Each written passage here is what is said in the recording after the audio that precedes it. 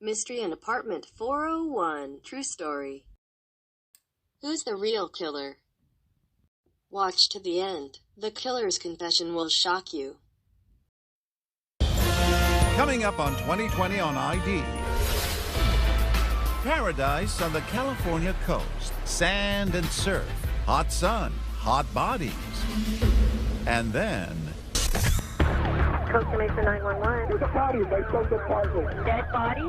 Julie, a girl with personality plus, killed in the apartment of this man's son. Sam, what happened? What did you do? But Sam, a bona fide catch with movie star looks, is nowhere to be found. Is he taunting police with bizarre clues, a possible love triangle, the victim wearing a tiara, and something else? There was a message written on the back of her sweater. Inside the murder case, the twisted trail of clues.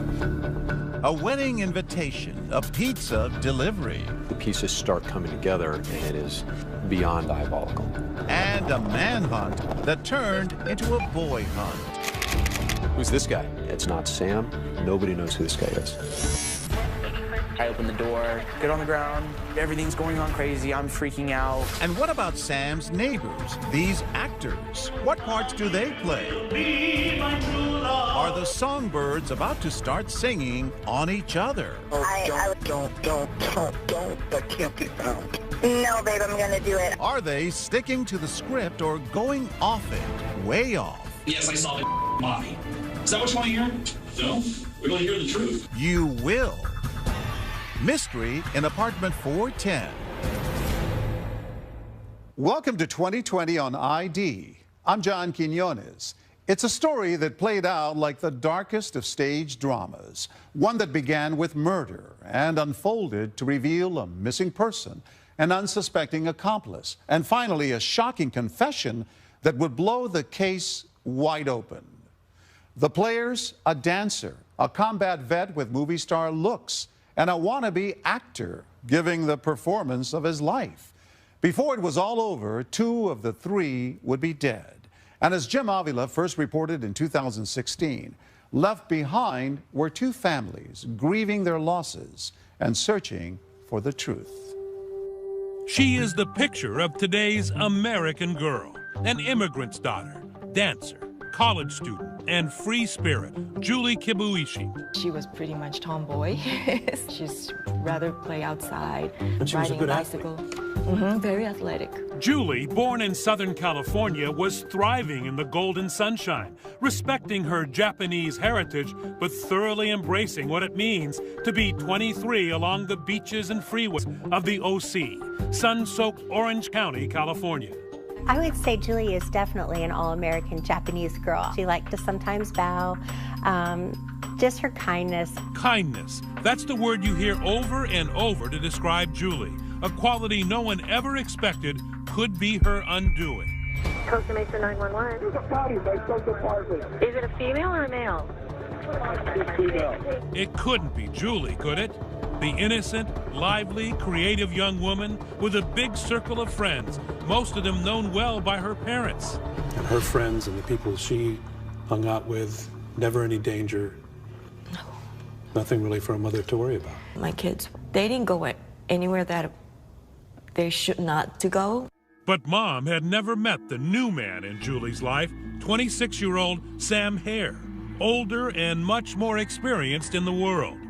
Julie meets him at community college. He's a handsome combat vet, even a hero with Bradley Cooper looks, who served in Afghanistan and is now home in Orange County, pursuing his college degree and a little fun along the way. Larger than life, gregarious, and by all accounts, easy to like. I hope you're taping this for my mommy back home. Big, strong guy, happy-go-lucky, just a big galoof. Larry Gonzalez grew up close to Sam in the military, calls him brother, and was in the trenches of Afghanistan with him at Camp Keating, a remote outpost under constant fire. It can range anywhere from half an hour to hours. And all those months on the front lines had an effect on Sam Hare. Like too many of our returning soldiers, he showed signs of PTSD. Ruben Salas is another Marine combat veteran and one of Sam's best friends. Sam will suffer with dreams. He'll tell me stories sometimes that, you know, he'll find himself in a foxhole and his area will be taken over by, you know, insurgents. Overrun. So, yes, he'll be overrun, and he'll have those nightmares. That's got to be pretty scary, huh? For him, it was very traumatic. Now, Sam Hare and Juri Kibuishi, two 20-somethings from different worlds, are living the life in Southern California. Juri, a passionate dancer, was talented enough to be accepted at the prestigious Orange County School of the Arts. It's the same school where Glee star Matthew Morrison learned his craft. Everybody wants a thrill. Cindy Pekka Dolan, the school's creative director, taught Juri for 5 years. Julie's kindness was really immeasurable. I mean, she just embraced everyone and life. She was very compassionate and talented as well, very fun to watch on stage. Take a look at Juri in performance. Athletic, flexible, dynamic. Juri wasn't just artistic, she was smart. Sam was struggling. They met in anthropology class, so she volunteers to tutor him. Sam's parents, Steve and Raquel Hare, say Juri and Sam were good for each other. She looked up to him, and she was very good at tutoring him in anthropology, and he got an A in that class. And they're friends, right? And I said, Sam, is there anything going on with you and Juri?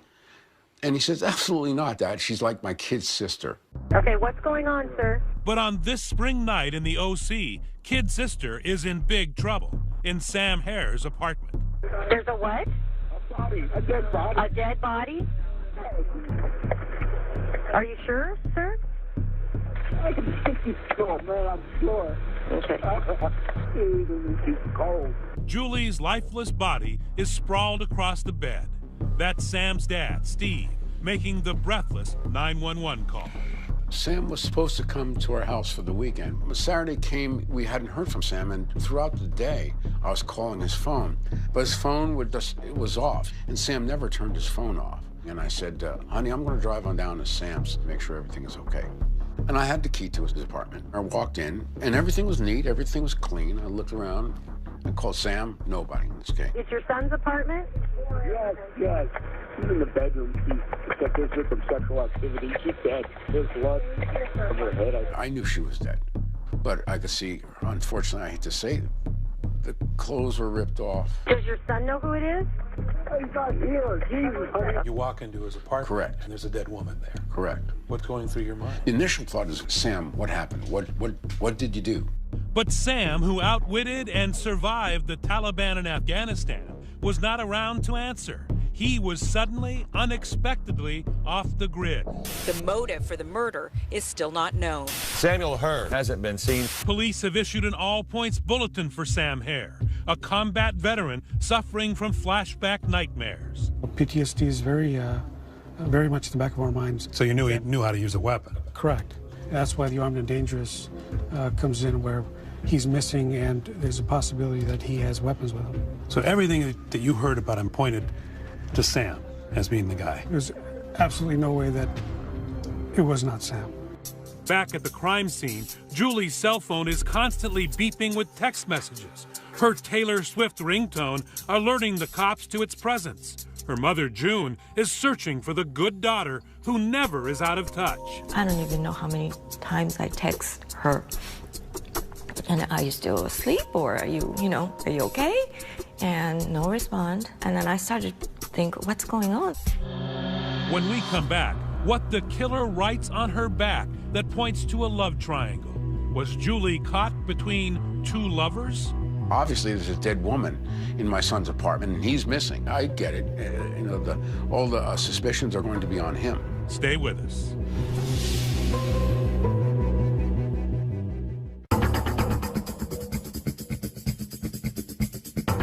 First, we're going to start off with a very shocking story. It's out of California. Juri Kibuishi is murdered. A gunshot to the head, found in her friend's bachelor pad apartment. There's no sign of struggle here, no sign of Sam. By his bed, an unused knife, a couple of books, a combat how-to, and the other on the wonders of sex. Out back, a barbecue on the patio. Everything neat and in its place. And on the counter, a wedding invitation for Sam's downstairs neighbors, his good friends, actors Dan Wozniak and Rachel Buffett. Now, Costa Mesa police have released a photo and vehicle description hoping to locate a 26-year-old man suspected of killing. Costa Mesa, in the heart of Orange County, a city of 100,000. It averages just 2 murders a year. But on this May night, with a half-moon rising, Lieutenant Ed Everett and Detective Jose Morales walk into what looks like a slam dunk of a murder case. I was thinking a potential love triangle. Right as you walk into that doorway, you can see Julie's body positioned on the bed. And what was the condition of her body? She had one gunshot wound, kind of top center of the head. She was wearing a tiara. A tiara. When Julie is murdered, she's wearing a crown. Her last night began as one of the happiest in her life. She had a dinner date with her big brother Taka to help plan his wedding. Her mother June remembers her practically bouncing out the door. His fiancé asked her to become a bridesmaid. She gave her the tiara. That was pretty special for her too, right? Yes. She didn't take it off. It was getting late, close to midnight, but Sam is desperately texting her. Messages that were still on her phone when police found it in her purse in Sam's apartment. The text messages were very important. Sam texts he is out helping his downstairs neighbor Dan Wozniak, the actor buddy, short on funds, getting married and freaking out over how he'll pay for his wedding. Helping Dan, then headed to folks for weekend. But less than 2 hours later, Sam seems suddenly in distress, texting Julie, "Can you come over tonight at midnight alone?" Very upset. Need to talk. Then, "Jesus, I really just want to talk. I need someone I trust." Julie responds, "I'm here for you like family." And those were not the only messages on the night she was murdered. Police discover another more vile text.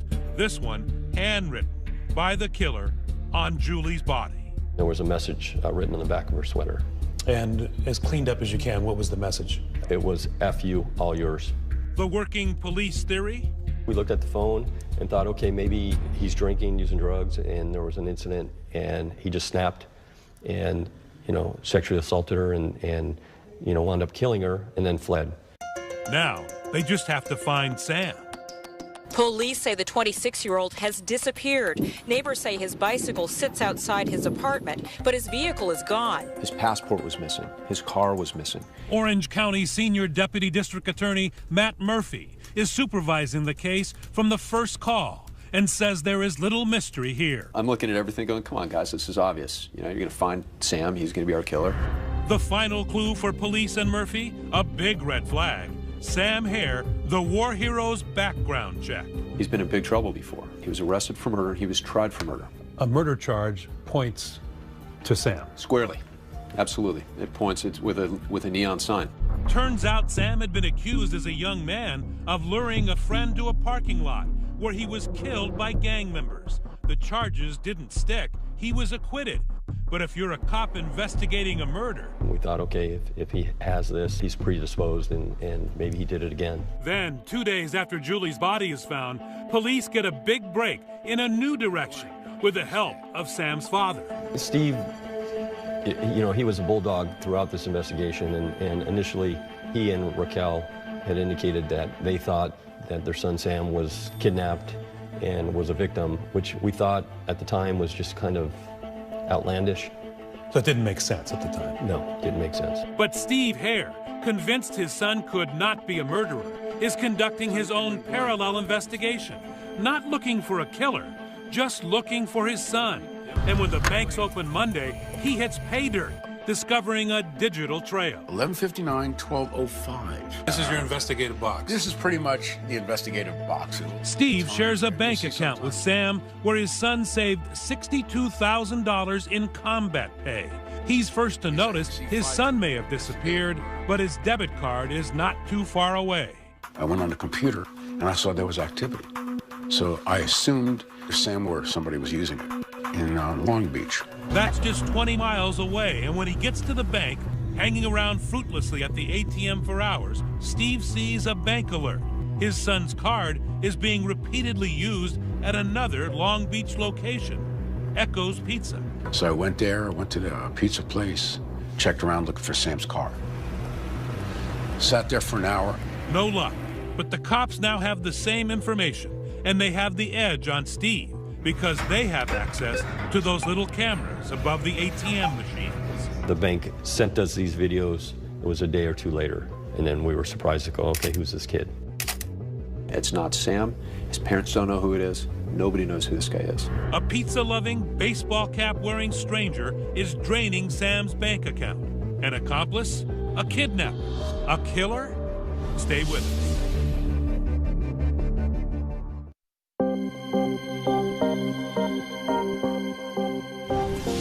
With the murder of Juri Kibuishi, investigators are determined to talk to the last person believed to have seen her alive, Sam Hare. The problem is, he's nowhere to be found.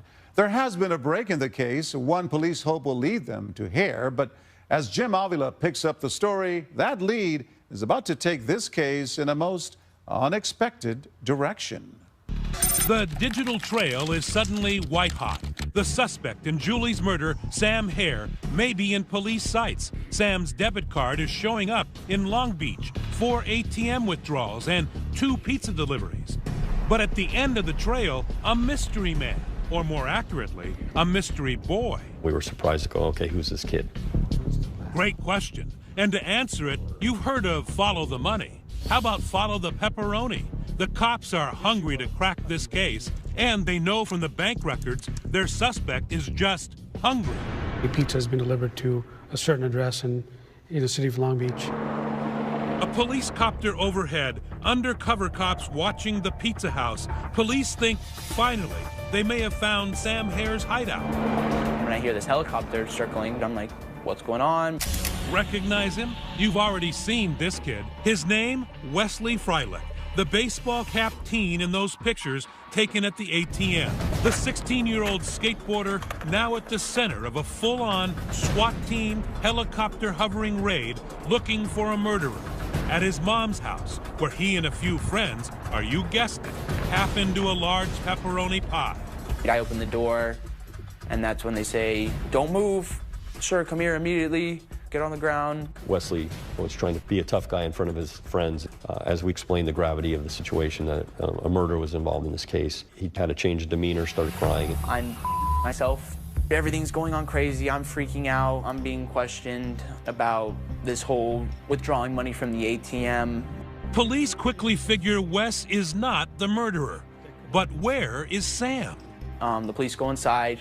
My mom's door to her bedroom is shut and locked, and the police are assuming that he's in there. So we forced entry into that room to search it.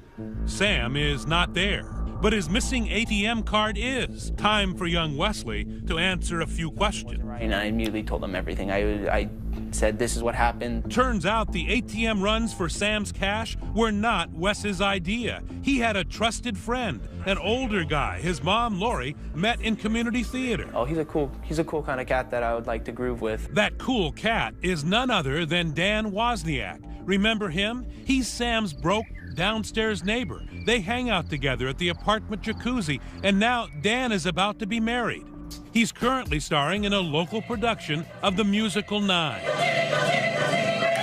what I mean? Wes tells the authorities Dan gave him Sam's ATM card and PIN number and fed him a story about using that card to collect money Sam Hare owed him.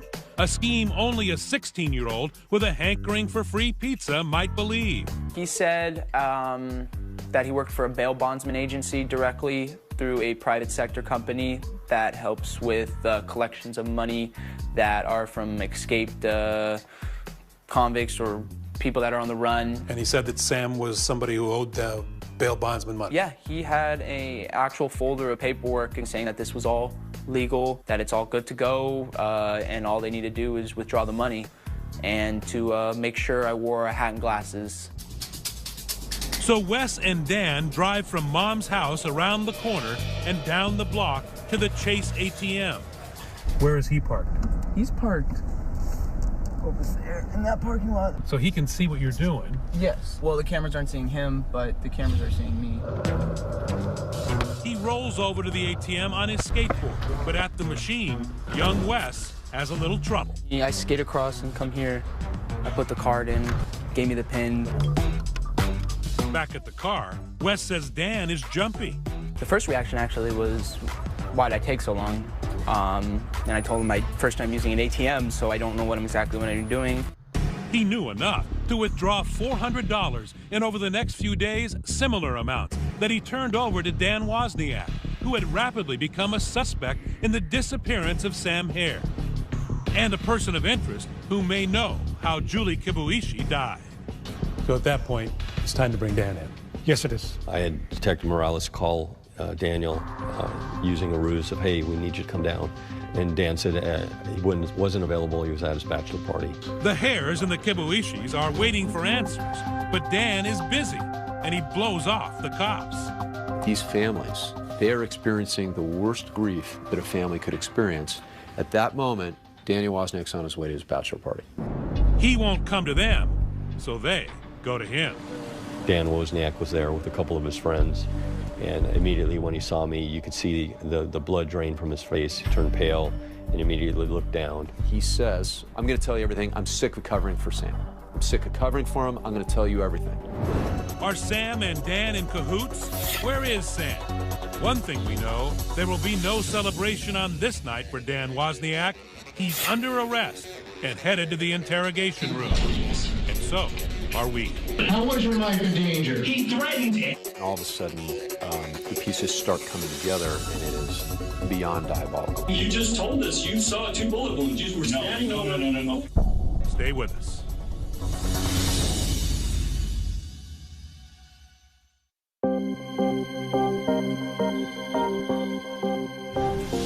The investigation into the murder of Julie Kibuishi has taken an unexpected turn. Sam Hare, originally the prime suspect in Julie's death, is now believed to be missing himself.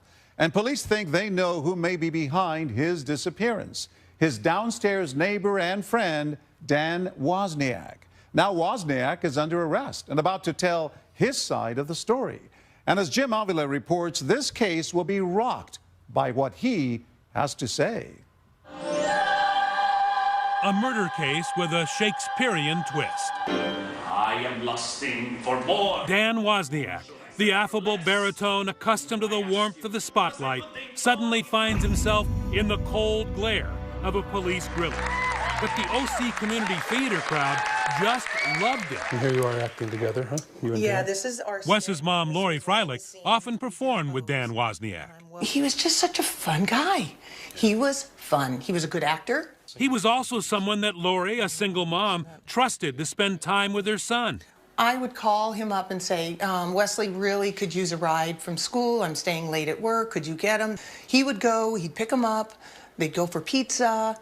You know, he was kind. He was thoughtful. Carol and Anthony Celeste were also part of the theater crowd. Anthony recalls an easygoing guy, the type he says you'd like to have a beer with. He was very outgoing, very likable, had that twinkle in his eye. I always tell people that he was the type of person that, you know, you saw them and they were such a life of the party that it made you look back and think, man, I wish I had that kind of personality. But the personable Dan was apparently draining his buddy Sam's bank account to pay for his wedding. Did he have money problems? Always had money problems. You know, constantly going from one job to another. It was a definite roller coaster. Hi, my name's Dan Wozniak. I'll be playing the role of John Now, Davis. money is a really big dilemma for Dan. He's about to marry Rachel Buffett. And you will be my true love. Here she is as his co-star in that musical 9. Dan had no full-time job, and now he's in full-blown crisis, needing to finance his wedding and honeymoon and putting the squeeze on some of his friends. My wife calls me. She tells me real quickly, hey, Dan's been calling. He wants to borrow money. I said, what is it for? And she's like, look, it's something to do with his wedding. He needs to talk to you. But those wedding plans may have to be put on hold as police pick Dan up from his bachelor party and take him to this interrogation room. Daniel was sitting here in this chair. It is to be a long night of questioning about how he came to possess and then manipulate a naive teenager to use Sam Hare's ATM card. And while we're at it, where is Sam? I don't know. I don't know.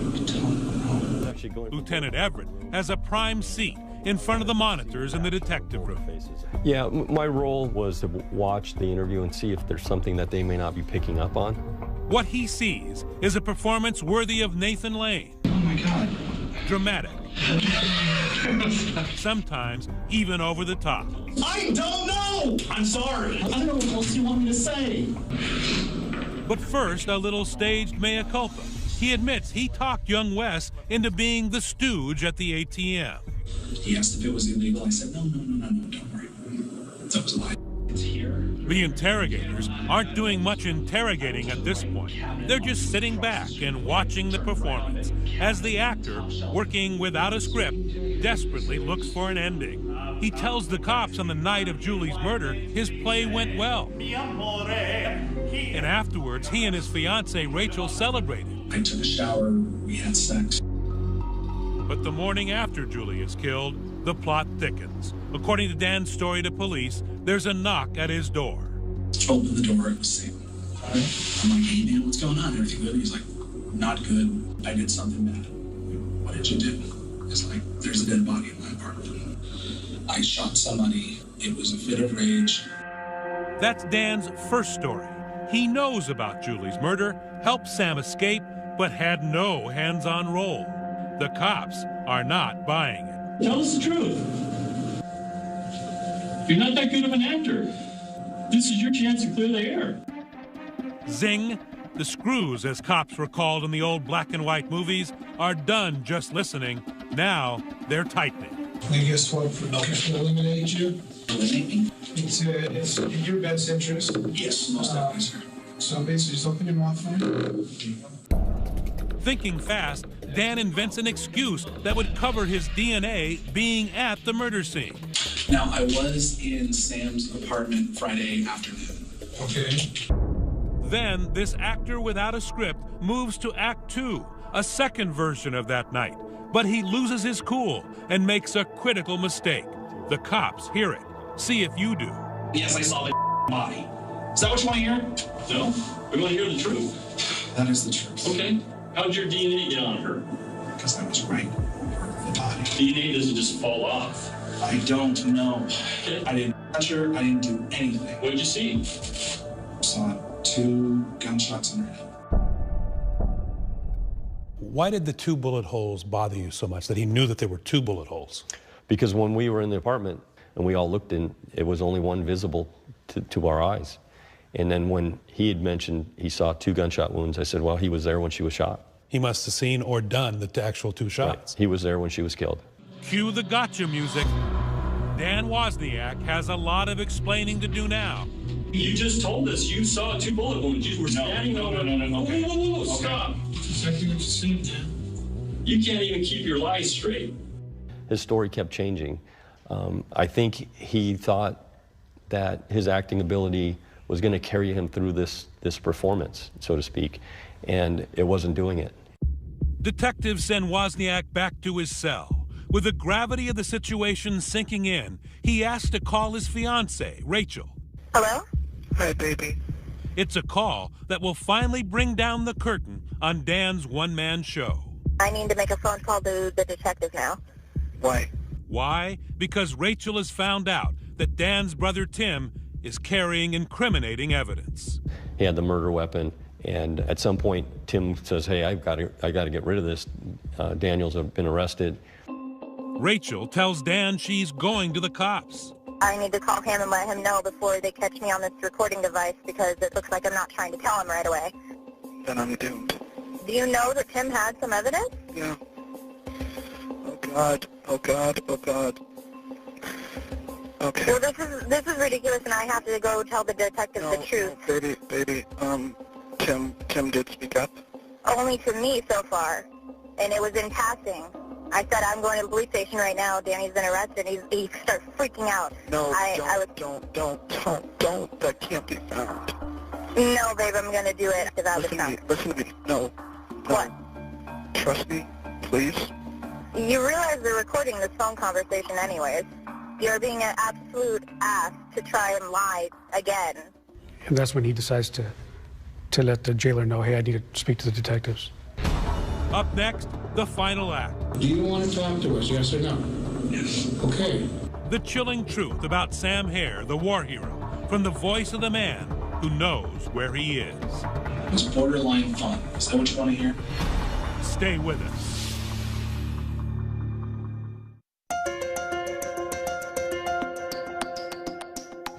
Sunset at Eisenhower Beach along Southern California's Riviera coast. Doesn't get much better than this. It's where community theater actors Dan Wozniak and Rachel Buffett plan to marry and then honeymoon aboard a cruise ship right after their musical 9 closes in a couple of days. But there's been a hiccup in their matrimonial machinations. Eyewitness News reporter Eileen Frere is live in Long Beach with new information on this grisly case. Dan may not make those nuptials. He has a previous but sudden and more pressing engagement with police. He's performing the final act. After 14 hours at the police station, he's about to admit that he killed not just one innocent, but 2, in a macabre plot worthy of pulp fiction. You said you wanted to talk to me. What's going on? I'm crazy and I did it. You did what? I killed Julie and I killed Sam. Okay. All right. Where's the boat? Dan Wozniak labels himself a pathological liar in a downward spiral for 2 years, who couldn't bear to admit to his beautiful fiancée he had no job, no money, was about to be evicted, and could not afford to marry her. But Sam, his neighbor, had saved all his combat pay and had an account that looked like problem solved for Dan. $62,000 is unlimited wealth in the world of Daniel Wozniak. He's the perfect target. He was kind of a grifter, right? I mean, he was a guy looking for the edge all the time. Right. He's everybody knows somebody like that. He's always got the get-rich-quick scheme. He's always, he's always got a plan. And his plan included his war hero friend Sam, who out of kindness volunteered to help him with his wedding. Sam was actually the first to die. Dan Wozniak had the cold heart of a debt collector. So Daniel Wozniak's world, there was no problem in his mind murdering 2 people so he can go on a honeymoon. The scene of the crime, another local theater, less than 20 miles away. Backstage, beyond the lights, up in the dark, dank rafters, he lures Sam to an unexpected, violent death. I went upstairs and then said, well, we need to move something from the attic. And when he bent down, I grabbed the gun and I shot him. How many times? Once, and then he was still alive. Where'd you shoot him? The back of the head as he was kneeling down. And then the second time? Second time he was down, he was still talking, saying, I need help. What did he say to you? I need help. Something hit me, it felt like an electric shock. And then what'd you do? I reloaded and fired and killed him. And it's not over by far. Wozniak tells the interrogators, if you go up the ladder from the theater, his head and hands have been decapitated. Lieutenant Everett, watching his monitors in the detective room, is about to fall over. And I turned to somebody and said, did I just hear what I think I heard? Okay, are the body parts there? Where are they? The Nature Center in the Park. What was going on in your mind? I was actually smiling and laughing.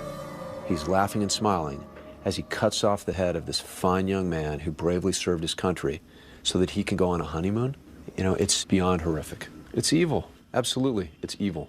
But despite all the terrible things these grizzled detectives have heard, there is something that bothers them even more: the senseless murder of an innocent, near stranger, Juri Kibuishi. Julie is basically being killed to cover this thing up, and it's horrific. And here's what you didn't know till now. After killing him, Dan Wozniak takes Sam's phone and sends Julie those urgent texts to lure her to her death. Julie was wearing like a crown tiara. She had just come from her brother's. So I have a key, let's go in. And then said, oh, by the way, did you see this in Sam's bed? And she was laid over and put 2 bullets in the back of her head. Why did you feel you had to kill Julie? What was the rationale behind that? Seriously, to cover up Sam. And so how would that cover up Sam? To make it look like he was on the run and he did. His plan is to make Sam Hare look like not only just a killer, but a rapist and a crook. His plan is to destroy his memory and destroy his reputation. The search continues here in a heavily wooded area of this park. We had search teams broken up into different quadrants. Someone out this way, someone back here, someone in this part of the park. I transported them in the backpack.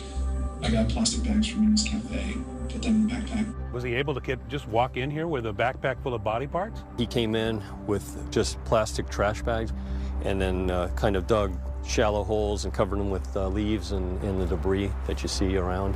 And what did Dan do after killing 2 people? This is that night's wrap party for the cast and crew of 9.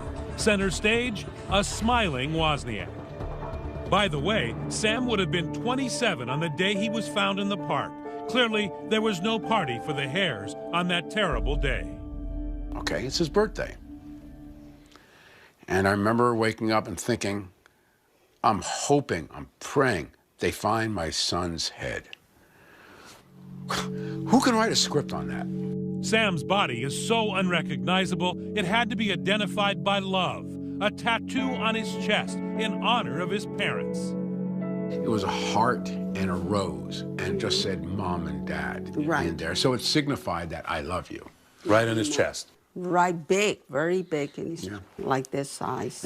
After the confession, police recovered the backpack filled with evidence: Sam's bloody clothes, his passport and wallet, and the gun that killed him. Even with all that, he pleaded not guilty.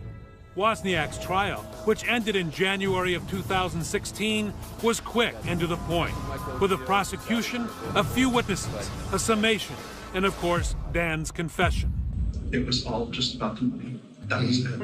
At this 5-day trial, the defense had no opening argument. They called no witnesses, and in their closing did not come close to using the word innocent or even asked for a not guilty verdict.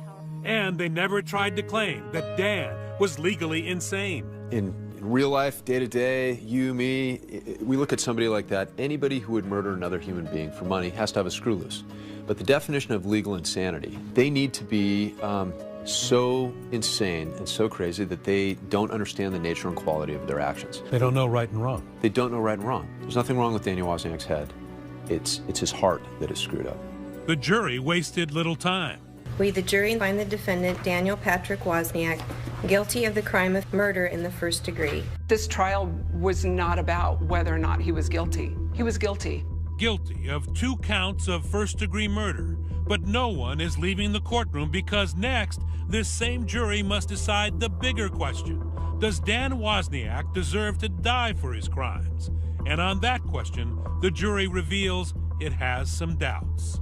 And you didn't want to be deadlocked. No. It was just an agonizing decision. This entire proceedings was going to be, what's going to happen? What's the penalty? Prosecutor Matt Murphy challenges the jury to honor Sam Hare and Juri Kibuishi and punish the man who not only killed them, but desecrated them. Danny Wozniak treated him like trash. He treated Julie like trash. So the question that I ask you to answer in your verdicts, are they? Daniel Wozniak's defense is that he is not the worst of the worst, that he is helping fellow prisoners now and deserves to live, to reform. Defense attorney Scott Sanders. He has it in him, and he's going to make a difference. Is that a mitigating factor to you that warrants life? I hope so. Back in the jury room, the vote for death is split. It's very different when you are the one sitting there almost literally pulling the trigger. The initial vote, 10-2, death. But when the jury's thoughts turn to the surviving families, the doubt melts away. Steve Hare, the rage, the anger that he had on that stand during the penalty phase, that was just overwhelming. When they showed the photograph of the funeral for Sam. His life was real to you. Absolutely. Mrs. Kibuishi, you know, when she's talking about her daughter being a dancer, and I'm thinking about my daughters. The next thing I remember, I'm sitting in my car and I'm sobbing over that testimony. If there is a time for a death penalty, this was probably it. Daniel Wozniak had the entire time from driving with Sam to the theater to think about what he was going to do, come back, think that night. He started texting Julie. He had that whole night to rethink. I mean, he had so many opportunities along the entire process. It was not only beyond reasonable doubt, it was beyond any doubt at all. The final vote came quickly, in just over an hour, one of the shortest death penalty deliberations on record. The family says justice was served 12-0. We, the jury, determined that the penalty to be imposed upon defendant Daniel Patrick Wozniak to be death. I just have voted to put a man to death. And this is a really sobering moment and one I'm going to live with the rest of my life. And down in my gut, I said, can I live with this? And I said, yes. And afterwards, there is more relief than joy. It was so long and overdue. But I can start healing. It's time. You know, we feel like one closure to our nightmare chapter. To this day, June Kibuishi says her daughter's death makes her question the fundamentals of parenting, her soul now doubting that kindness always triumphs over evil. I told all my kids, be nice person, kind to other people, and if they need help, you should help. But that just took my daughter's life. And that just killed me, you know, just. For Sam Hare, he escaped death in one of the most dangerous places in the world to be killed in one of the safest, leaving parents he called his best friends and who today can find peace in only one spot. And you still go to the grave?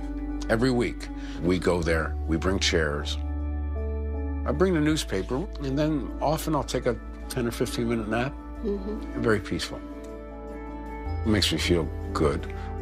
The only time we talk is when I say bye, see you next week. We love you. Yeah.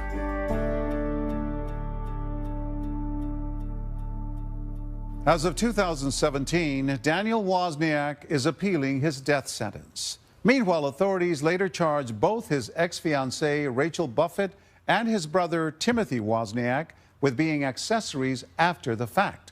Both have pled not guilty. Sam Hare's parents attend court hearings and follow developments in the ongoing cases and continue to visit Sam's grave. As for the family of Juri Kibuishi, her mother June tells us they are moving on with their lives, even though Juri is constantly missed.